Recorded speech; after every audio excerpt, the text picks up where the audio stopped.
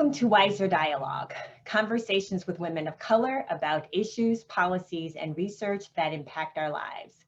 Today, my guest is Leslie Rangel. She is the founder of the News Yogi, Yoga for Journalists. Welcome, Leslie.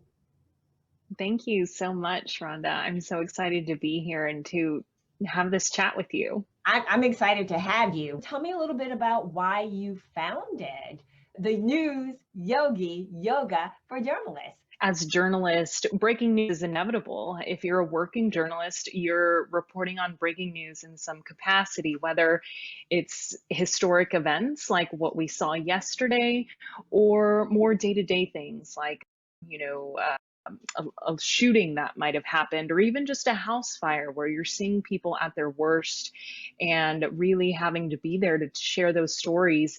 And for me, especially in my younger years, I don't think I knew how to process it. You know, you go to journalism school and they teach you how to do the who, what, when, where, why, how to be an effective journalist, how to make sure that you are doing your job in the right way. But what we don't talk about is what happens after the newscast is over, or after you've turned in at your story and it runs in the newspaper or it hits the website.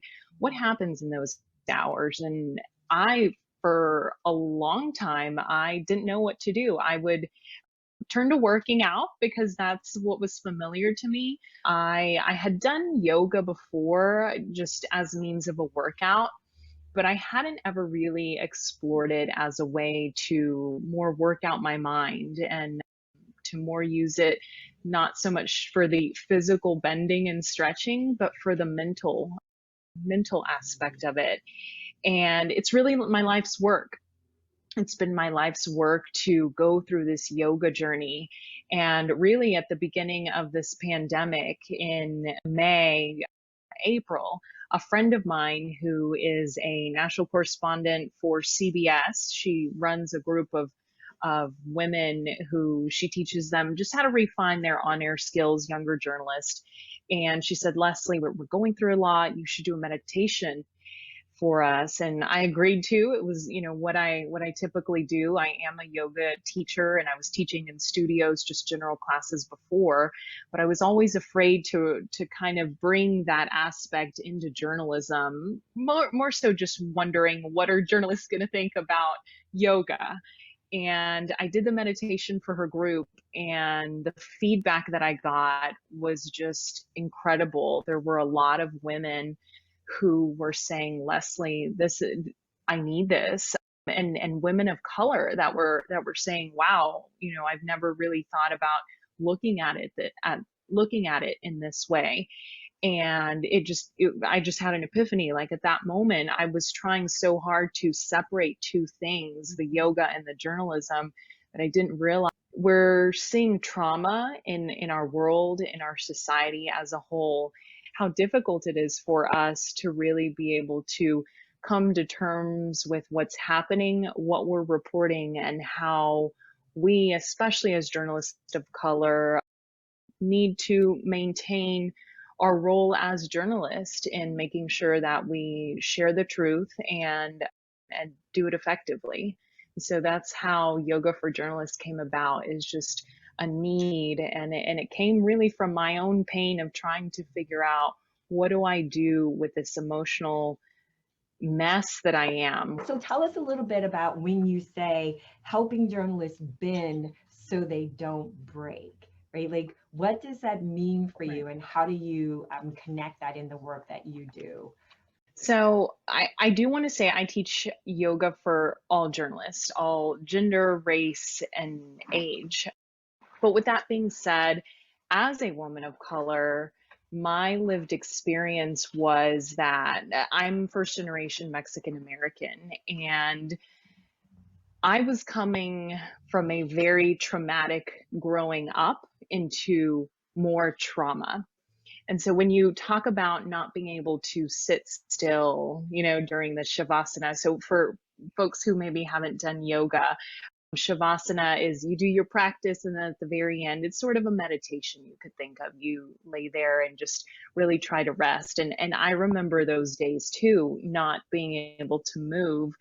And through my studies that I've done in yoga and really looked at the way trauma impacts our brains and impacts our nervous system, I think so many journalists of color have the lived experience of having to work harder than everyone else. And this is backed up by the data. We can see even now numbers show that there are very few journalists of color, and many of them leave because they are burnt out.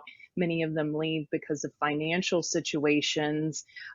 There's a large disparity, and National Association of Black Journalists, as well as National Association of Hispanic Journalists and the Dart Center for Trauma, all have great resources on more statistics on that. But my lived experience was that, again, I was coming from a situation of trauma, going into a really traumatic career, and I didn't know how to slow down. I think it's just so important as journalists of color to remember that we're humans, and we've got to take care of ourselves, and it's effective to listen and slow down. And I'll break it down in terms of scientific ways. I think, and I'll speak for myself, growing up, I was homeless with my mom. We were survivors of domestic violence. And so there is a part in the brain, or if you can think of the brain as a whole, it's got the parasympathetic and the sympathetic sides of the nervous system, and it makes up the central nervous system. And so the sympathetic side of the nervous system, it's what's in charge of this fight or flight. When you show up to situations and you get that adrenaline, and it's this means of survival. And so as a child for so long, that is what I lived in. And are we going to be okay? Are we going to survive? Just life as in general. And so having to live in that state of mind, in that state of brain for so long, and not knowing really how to activate the parasympathetic side of the brain, which is in charge of rest and relaxation and digestion. When I learned about these things, it was really like, wow, I didn't realize that I've been living in this situation, and no wonder I'm having issues with sitting still or being calm or being, this workout junkie of always wanting to go, go, go. And so when I really learned the benefits of activating that parasympathetic nervous system and doing that by just pausing and really just taking a breath and feeling your feelings. I think a lot of people think that yoga is about trying to just get calm and relaxed. And while there is some truth to that, I think yoga is more about being able to sit in those feelings. And it's something that even just came to mind today. I think journalists need to remember, especially now, journalists of color, that it's okay to be angry and it's okay to feel frustrated. And it's not a good idea to push those feelings down, because when we push and repress, that's when we can begin again to see physical ailments in the body. And there's so much research that backs it. And that is why, again, I'm on such a mission to help journalists really feel into those feelings and pause for a moment and take a breath and remember that we're humans. While we're journalists, we're first and foremost humans, and we can't really effectively help tell other stories until we can really heal ourselves from what we've experienced in our lives. As you were saying that, it was making me think the idle mind is a devil's workshop or something. Is that why I can't lay still? I also find it very painful. I started Bikram yoga in Vermont, of course, no expectation that I would walk in and see anybody who was not white. There was a teacher and I was like, well, right now, so I'm not the only brown girl in the room. So do you find that, like, are you coming into these spaces and finding that there are other Mexican Americans, that there are other folks who are Hispanic and Latino who are also in these spaces, or is it still very lonely? I think it's still very lonely. I think given the just thrusting of the conversation of race that happened in 2020, I think in a lot of ways was freeing for a lot of people because I think there's been a group that race has been inevitable. It's been an inevitable conversation. And there's been another group that race has been something that you weren't sure if you could really talk about. In terms of the yoga space, I think there's been a big reckoning. I think there's been a big wake up, like, whoa, okay. And so I think that a lot of studios and leaders in the yoga world right now are really reflecting and realizing, wait a minute, where are all of the black teachers and the brown teachers and the Hispanic teachers, and where are the Asian teachers? And so to answer your question, yeah, it's been lonely, and it's been, I similarly to you, when I find teachers that are, of color, it's wonderful. It's so needed for healing in our spaces. And I love that you said that you've seen your priest at yoga, because coming from a Mexican American family, I grew up Catholic. I no longer am an active member of the Catholic Church, but I remember the first time I went to yoga and my mom saying, like, that's of the devil, and she really had an issue with it because it's a practice that came from India, and there are a lot of, when you get a little bit more into the foundations of it, of course, it is, there are some Hindu ties and Buddhist ties as well. But I think at its foundation, yoga is a science. And I just love, again, that you mentioned that your priest was there, because yoga really is a science to just understand how to sit with the uncomfortable.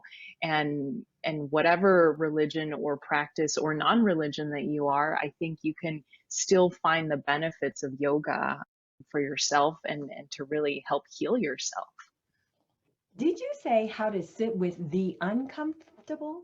So much of what we do is sitting with the uncomfortable. It goes Mhm. from sitting with the uncomfortable from the social to now, in many instances, it's moving to holding these poses that may be uncomfortable. So, Mhm. how are your professional colleagues responding? Are they embracing this notion of bending so they don't break? I have gotten an incredible response so far. I'm still growing, and what do they say? If you're not making people uncomfortable, then you're not doing your job. But so far the feedback I've gotten from journalists has been really incredible. I've gotten the opportunity to actually lead classes and lead some meditations, and talk a little bit about the nervous system and how it works and how meditation helps. I've gotten to share that with some journalism conferences. I did one last year, international reporters, or not international, investigative reporters and editors, IRE. And then I spoke with RTDNA, which is a large broadcast journalist organization. And it's been really wonderful to hear the feedback. A lot of journalists saying, this is exactly what I've been looking for, something that I really didn't know I needed. You're offering solutions.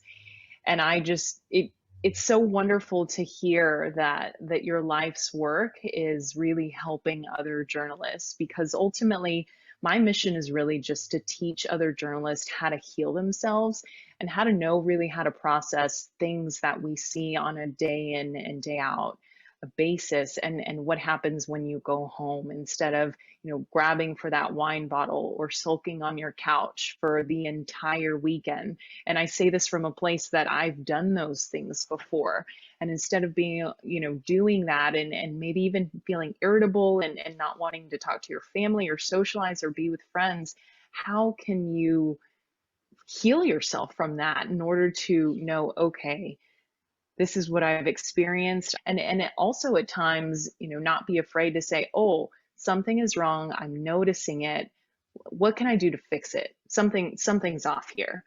And so really just recognizing. And so it's been incredible to hear feedback from many people. I've even had journalists from Germany that now I'm like, I want to learn German to know how to be able to communicate with them better.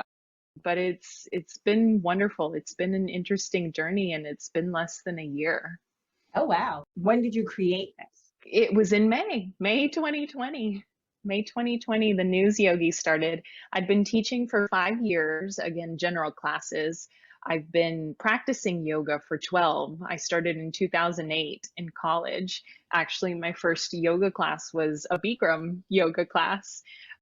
And so I call that the day that I fell in love with yoga, because I went with a friend. It was a Bikram studio. Everyone was in there. It was really hot, you know. And I finished the whole practice, and we went down to like bow down to lay down. And when I bowed down, I passed out. I split my chin open. It was just, I hadn't eaten anything that day. So people won't pass out if they eat. I didn't know that, being a college, just all-nighters, it just wasn't good. But I always say that's the day that I literally fell in love with yoga, because, I feel like perhaps somebody else might have just said that. That's crazy. I'm not going back. But I went back, and now I teach it. And it's just, it sounds so cliche, but really it's changed my life. Was there something that happened on 5/20/20 that made you say today? Or I think it was just after leading a meditation for that group of journalists with my friend. Just the feedback that I got from other journalists saying, wow, or do you teach class? How can we take your class? And I said, this is it, this I have to do this. And so I started teaching, and I started an Instagram account, and it was Instagram and Facebook official. let me ask you the question that I ask all of my guests, and that is, tell me a myth. I'll give you two if you've got two, but tell me a myth, whether it's around yoga, if it's around being a journalist, if it's something that you hear about being Mexican American, like anything in the space in which you identify, or the spaces that you identify, that you wish people would stop perpetuating. So what's that myth? The myth that I wish people would stop perpetuating would be this notion that you have to be flexible to do yoga. I think a lot of times there's this idea that yoga is only done on the mat, and you have to be a pretzel and do all the things. But yoga can be something that really makes you, and I say again, sit with the uncomfortable. And we talked a little bit about yoga, and being mindful is absolutely about taking it off the mat and using it in your day-to-day life, knowing that when you are on this deadline and something's really frustrating, whether it's a coworker or a boss, or you couldn't get an interview, knowing that instead of just throwing your hands up and just feeling anger, that you can breathe into it and say, okay, can I find a different solution? Yoga really is beyond, I can sit here and touch my toes. I think yoga is really just recognizing that we are human, and that we're all in this experience together. We're all in this journey called life. We're all on different paths, but ultimately we're on this journey called life. Thank you so much for all of your words of wisdom. I want to thank my guest, Leslie Rangel. She is the founder of the News Yogi, Yoga for Journalists. You have been watching Wiser Dialogue, The Missing Viewpoint.